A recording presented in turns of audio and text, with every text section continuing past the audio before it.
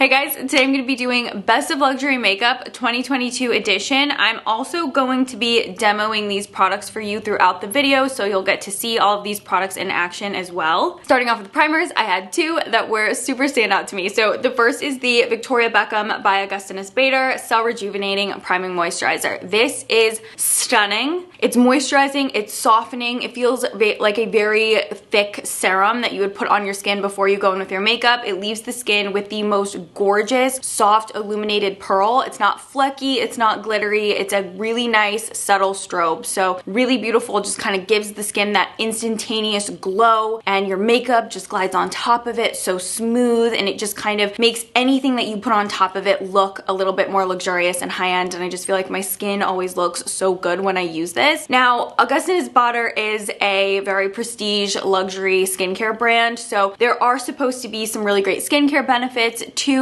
regularly using this product. I can't speak on that, but in terms of performance as a cosmetic product, I'm obsessed, and I like how it keeps my skin feeling really nice and moisturized all day long, and it doesn't feel like another heavy layer of makeup on my skin because it does get somewhat absorbed and feel much more serum-like, but more substantial than other serum primers. Now, the other one that I really loved was the Yves Saint Laurent Beauty Glow In Balm. First and foremost, this has the most amazing, subtle, fresh fragrance to it. It kind of smells like an orange peel. I love the way that this smells. It just feels really energizing, and if you're sensitive to fragrance, I guess just be aware of that, but I haven't had any issues with being reactive to this, and I just genuinely love the way it smells. It smells so pleasant and beautiful. But this one leaves my skin looking really juicy and moisturized and plumped, and although there is somewhat of a subtle, slightly pearly finish to this, it's not noticeable in my opinion, but I like the way my skin looks like I have some really great skincare on before I go in with my makeup products. Just keeps my skin looking good, and I feel like they're just really good primers because they prep your skin for makeup to go on top, but they don't feel like another layer of a primer, which is what I'm totally not into. Now, because I have a drier skin type, I'm not particularly worried about my skin's oils conflicting with the longevity of my makeup. I more so want to use primers like this that really perform well,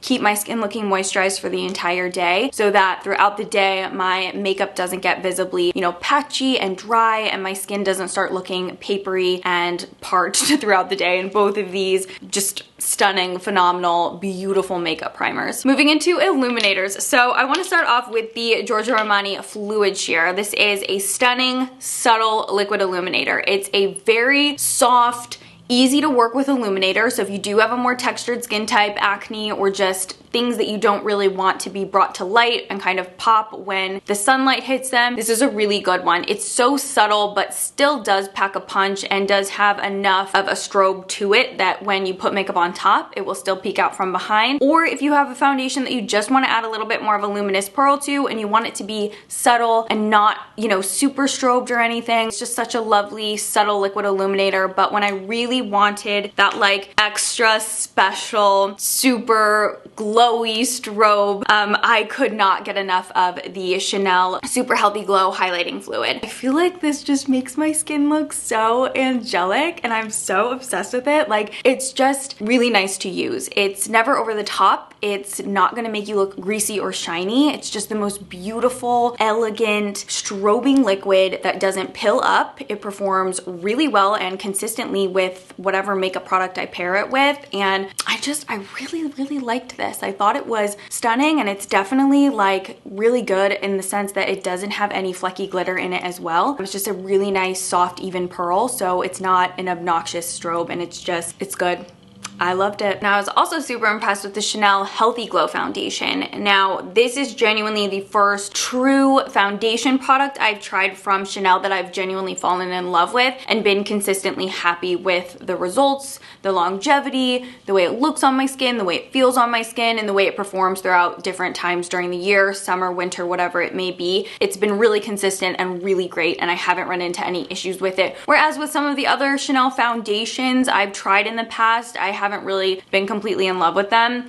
This one is lightweight. It looks like good skin. It doesn't look cakey. It doesn't look heavy. It shears out or builds up coverage very nicely without going over the top, and shears out to where if you really do want just a little bit more of a filtered appearance, you can definitely achieve that. It photographs beautifully. It looks stunning in direct sunlight, so you're never gonna get that like, oh my gosh, when I see myself in the sunlight, I can tell I have a ton of foundation on. No, it's perfect, it's good, really nice if you tend to go for more of a traditional liquid foundation type of formula. Really, really pretty. I wouldn't consider this next product from Chanel a traditional foundation. This is more of a tinted skin serum that completely blew me out of the water. Obsessed, can't get enough of it. I've recommended it so many times in videos, the Chanel Water Tint. Now, this is the original formulation, and they also did release the Complexion Touch. Now, Complexion Touch is also really great. I think it's really gonna come down to your own personal preference when choosing one or the other, so I will show them to you side by side. The Water Fresh Tint is a really hyper realistic, natural looking product. I really do feel like when I wear this and I see my skin in natural lighting, I'm like, what? Because it just looks like perfected skin. It's not going...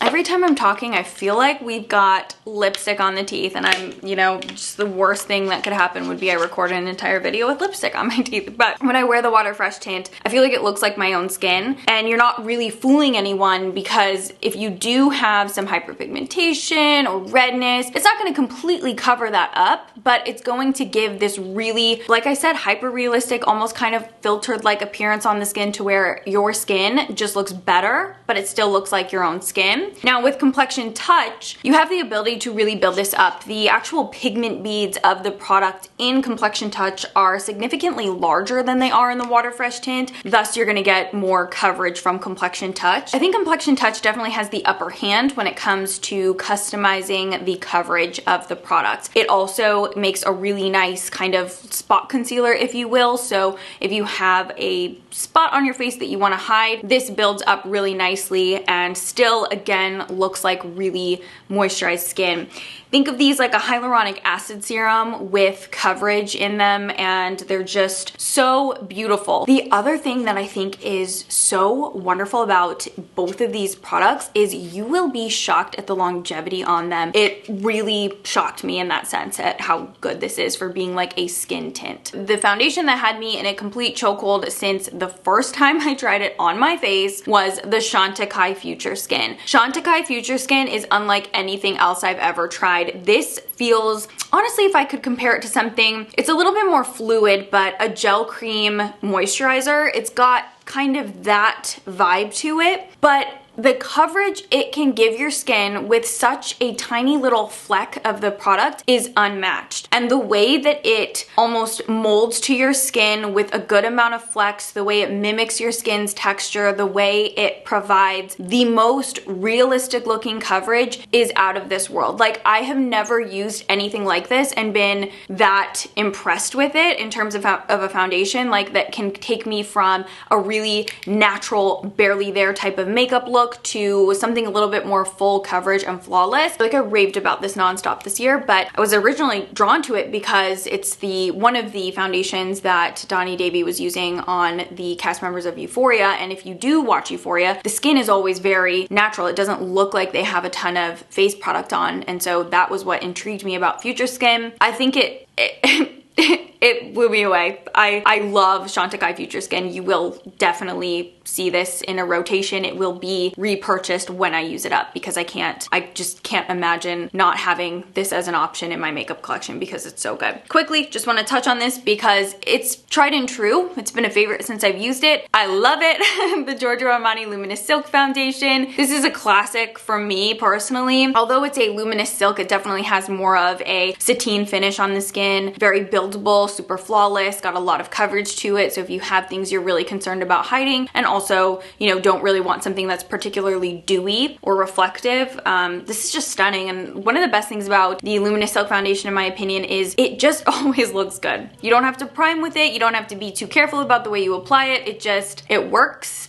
It's a good one. I did have a few different concealers that I tried this year that I loved. So the Chanel concealer. This is just the original Chanel Le Corrector de Chanel concealer.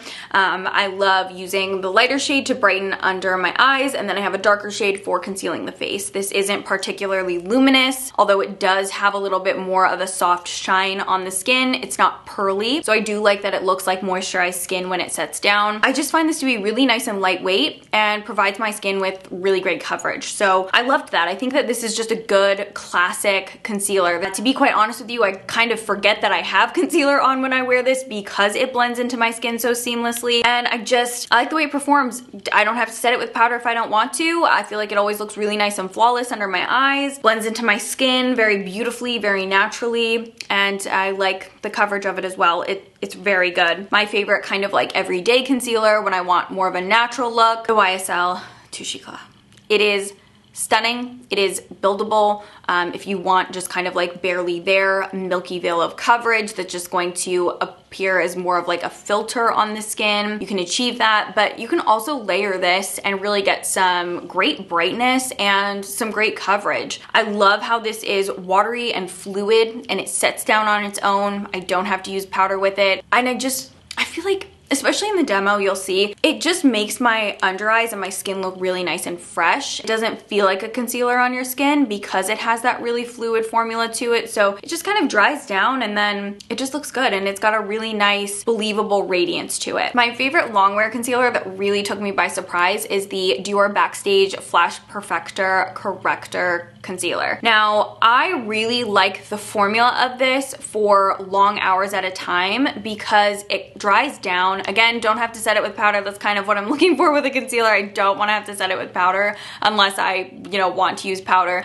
This performs really nicely without powder, and it's brightening. It's got really good coverage, and the amount of coverage in this concealer is kind of wild. You want to apply it sparingly, but wow, when you use this under the eyes, or even if you have a pimple or some darkness or redness that you really want to ensure is concealed for long periods of time, for all day or all night, this is the one that I was reaching for, and it just blends out really beautifully. And Dior makes some of the best olive undertoned complexion products. I really think Dior has some of the best shade matches for me personally. All of these are like perfect shade matches for me, by the way, but I really like the way Dior does undertones. For setting powders, there were two in the luxury prestige category that I really reached for the most. So the Tom Ford pressed powder, this is in Sahara Dusk. I don't even know if I could hit pan on this powder because it's so finely milled and it's so silky that I just lightly tap my brush into it, and I really like how I get this soft satin diffused look on the skin. This one is silky and smooth, blurring, perfecting,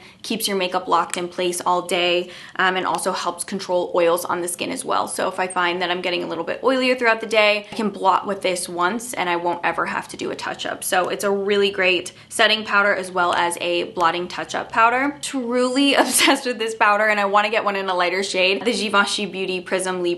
Now this is the one in 4. Theoretically, you could do some color correcting with this. You could use the green to negate some of the redness if you wanted to try to isolate these powders, but you have a green, a lavender, a light apricot, and then a peach. When they're mixed together, they're supposed to create the most ideal tone for a more medium skin tone. I'm blown away at how brightening this is under the eyes and how it doesn't look overly powdery. It definitely helps increase makeup's longevity, definitely just helps, soften the skin too. So even if I did have like a little pimple here and there, this helped kind of draw attention away from it by kind of smoothing the pimple out. Like I have one on my forehead and one on my cheek, and I'll take a little bit of this on a sponge and really let it almost like bake on the pimple and then brush away the excess, and the pimple is just a lot less apparent. But underneath the eyes, it's so stunning. And just like in the center of the face, it's so stunning. It just gives this really beautiful, angelic, kind of like brightened effect on the skin. Moving into bronzers, we all know how much I love bronzer. I'm like the bronzer queen. I can't get enough of bronzer. So I've definitely talked about this one probably last year as well, but I love it. It's the Giorgio Armani Luminous Silk Setting Powder. I have it in the shade 8, and I use this as a bronzer. It's very luminous. Honestly, more luminous than you would think, because with the Luminous Silk Foundation, like I said, it has more of a sateen finish. This one definitely has a really nice shiny strobe when it's on your skin. I think that this is so crazy emollient. It will blow your mind because the powder itself feels almost oily in a good way. It's not going to make you look greasy. It's not going to make you look oily, but the way that it just has the ability to almost kind of melt into your skin is unlike any other powder I've tried. And that's why I love this so much as a bronzer, because it's supposed to be a setting powder, but like I can borderline slapdash apply this to my skin, not take too much precision, and it just gives my skin some warmth, gives my skin some luminosity, gives my skin like an all over kind of pearlized finish that's very subtle and soft, but it just blends out like an actual dream. Stay with me here because this next one is actually another face powder. It's the Gucci face powder. I like how subtle the Gucci face powder is as compared to the Gucci bronzer. Now the Gucci bronzer is gonna have the kind of like a Tiffany blue almost, if I'm correct. It's almost like a soft green maybe.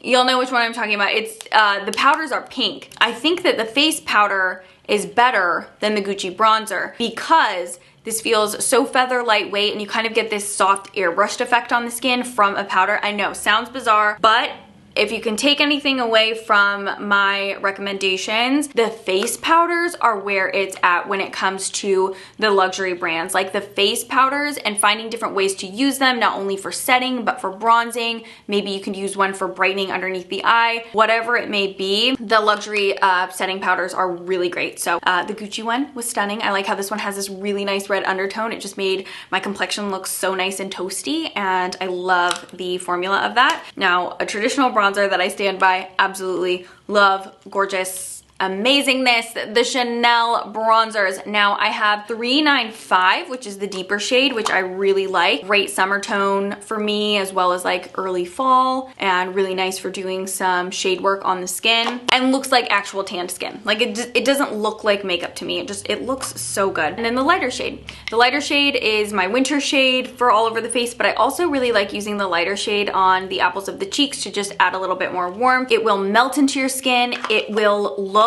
the most realistic in my opinion. And if you have been eyeing the Chanel cream bronzer, it's one of the best in my opinion. It smells good, it's beautiful.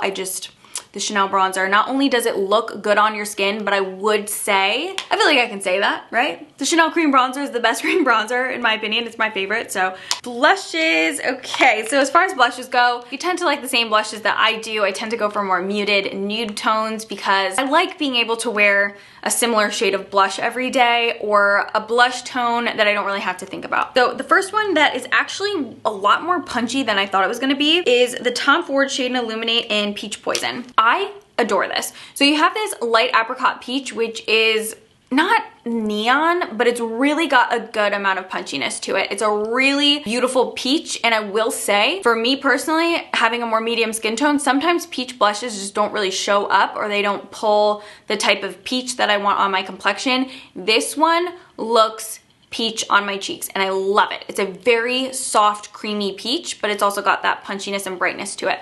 Now, the darker shade on there you can use for doing like a little bit of a bronzer moment and kind of contouring the skin, or you can mix them together, and the bronze tone is gonna help kind of mute that peach, make it look a little bit more subdued. This was stunning. And then I loved this one from Chanel. This is in the shade In Love. And to me, this one from Chanel looks like the flush that my cheeks naturally create. So it's a very fleshy nude. It's got a little bit of pink and orange to it, but it doesn't pull pink and orange on the cheeks, if that makes sense. It just really looks like a little bit of heat on the cheeks. It goes with literally anything, any eye look, any lip color, anything. Just, it's good. It'll go with whatever you want. So you need like some good everyday blushes. And then the last one is the Gucci Rosy Beige. This is a luminous powder blush. It really does reflect back a good amount of light on the cheek, which I love, and I love the tone of this. It's kind of more of like a muted mauve-y rose, which is one of my favorite tones. It's just a really unique shade of blush, and I love the way that this looks on the apples of the cheeks. I think it's very bridal, and I love that. Okay, let's talk highlights. So first and foremost, I want to start with the Chanel stick highlights because these are the most natural, dewy skin looking highlights. They have a really gorgeous soft balm-like texture. I personally don't find them to be sticky, but if you don't like the feeling of a cream highlight, you're probably not gonna like these. But when you see it on my skin, I feel like you'll really get the vibe and you'll really see why I love these so much. They're not over the top of a strobe. It's really just a soft reflection of dew on the high points of the skin. They also look really pretty on the lips as well if you just want a little bit of glow. But I kind of like how these Chanel ones are more of like a no fuss, no muss type of product. I apply it to the back of my hand and then I pick it up with my fingertips and really just push and work it into the skin. Now, if you want something that's a little bit more intense but still has that really nice wet reflective gloss on the skin, the Victoria Beckham one. And this one definitely has more of a noticeable pearl to it in comparison to the Chanel. So if you tend to like something that's still gonna look really natural, very model off duty, but give you a little bit more zhuzh than the Chanel, I would highly recommend the Victoria Beckham one. And if you want just full golden goddess vibes in seconds, like this is so easy to apply, it's so beautiful, it's so intense, but in the right way because you can still sheer it out and you're not gonna look like a metallic, you know, you're not gonna look like you're wearing a ton of highlight. You can sheer it out easily, but it's the Sahara stick highlight. I have this one in the gold shade and I think that this is stunning. I'll put it all over the high points of my face. I'll put it on the inner corners of my eyes, underneath the brow bone, nose, cheeks. I'll even like pull it onto the apples of my cheeks and I love it. It's very like J-Lo in the 2000s, just that really gorgeous glowing gold but it's not antique-y. It's like a natural wearable gold, so you won't like look like you have gold on your face, but it is so beautiful. If you have a skin tone similar to mine, this will be so flattering on you and you will love it just as much as I do. But with that being said, I know powder, highlighters, and illuminators are oftentimes just the easiest to work with. They tend to last a lot longer as well for some people, and they're just sometimes a little bit easier to apply and just, you know, we all know how to use a powder highlight. The Dior Backstage Face Palette. Okay, this white gold is stunning on the inner corner of your eyes. It's beautiful. It just looks like this crystallized icy gold. And then the gold highlight, you also have like one that you can use as a bronzer topper and then a blush topper. The blush topper, think Charlotte Tilbury Pink Gasm, but in powder form. So if you don't like liquid blush or you don't like to use liquid products on the cheeks, but you still want that highly reflective, juicy pink on the apple of the cheek, this is what you want because it does look very similar to Charlotte Tilbury Pink Gasm. And honestly, these are so foiled and so beautifully pigmented that the littlest bit of these powders will easily, I mean, like, look at them in the pan. They're so glowy, and the tiniest bit of this powder will easily help you achieve that radiance and that luminosity that you want. Now, when it came to eyeshadows, I really wanted to share two with you that I feel like are unique and special, especially for being in the prestige luxury category. You know, I do have Chanel and Dior eyeshadows, but when it comes down to it, I was like, are they really that much different when I think you could get something, you know, still a expensive product, but you could get a Makeup by Mario eyeshadow, you know what I mean? So if I was recommending to you these luxury ones, I really wanted to make sure that I felt like that they were actually something special. So the first is the Victoria Beckham Lid Luster, and this one's in the shade Mink. Talk about a one and done eyeshadow. If you have ever wanted an eyeshadow that you truly do not have to use anything else with, this is the shadow that you want. When you put this on your eyelids, you get this twinkling, intense, almost like duochrome effect, and then when it's blended into the crease, it transforms. It looks like you have like a, almost like a smoky matte black or deep charcoal brown in the crease of your eye. It's wild. It is wild how different this looks depending on how you blend it out. So I'll just use my finger to apply it to the eyelid and then maybe a pencil brush to apply it to the lower lash line. But then when you take like a fluffy blending brush and really blend it into the crease, it looks like you have a crease color in, and it's something special. It's like the ultimate single smoky shadow in my opinion. It's beautiful. It just looks so sultry. Like this is amazing. That's all I can say. It's amazing. Now the other one is the Tom Ford Cream and Powder eye color. I've mentioned these before. I love the peach one, but this one is a naked bronze, and Oh my gosh, when you see this, so you have the cream shadow on the bottom and then you have your powder kind of like crystal topper on the top. When you put the cream bronze on your eye, you're like, yeah, it's beautiful. It's like a really good bronze, just like a true bronze, not too red, not too cool toned. It's a perfect bronze. But what makes this so special is this paired with the crystallized eye topper. It is breathtaking. This makes your eyes glow. It makes your eyes pop. If you have brown eyes, this is like, you'll use this and you'll fall in love with your eye color, and it really has the ability to make brown eyes look special. I cannot believe how beautiful and how, you know, striking this can make a brown eye look. And it's literally just a bronze with a crystallized eye topper, but paired together, they are sensational. And I love these little Tom Ford eyeshadows. I just think that they're stunning and beautiful, but naked bronze is such a treat. It just makes your eyes look so fudgy and so warm and so beautiful. And the way the crystallized topper catches the light, you get these like twinkling bursts of shimmer, and it's so stunning. It's very, very special and great for a brown eye. So is Mink. Both of these will make a brown eye pop, and I think that they're beautiful. I love them. I got back into the Lancome Cils Booster XL, and I've definitely recommended this in previous years, but this just makes any mascara look amazing. It's gonna give you length, volume, wispiness, really give you that flirty, fluffy look, and your lashes will double in front of your eyes. So you could really invest in the Cils Booster XL and then pair it with a more affordable mascara from the drugstore, and you're gonna get like a completely different effect from the mascara. And oftentimes when I try mascaras that I don't like, if I use this as the base, I magically like them again. So this is really great if you are, you know, really craving longer looking lashes.